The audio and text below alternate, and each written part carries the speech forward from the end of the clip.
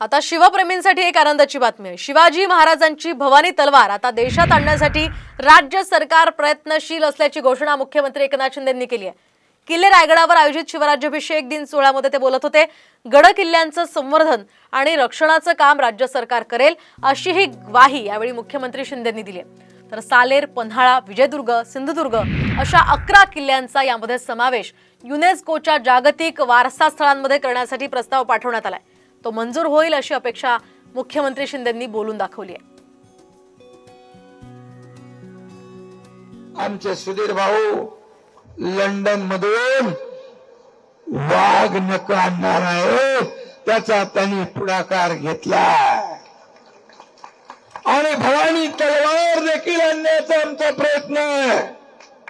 सुधीर भाऊ, राज्य सरकार तुमच्या पाठीशी आहे, शिवभक्त तुमच्या पाठीशी आहे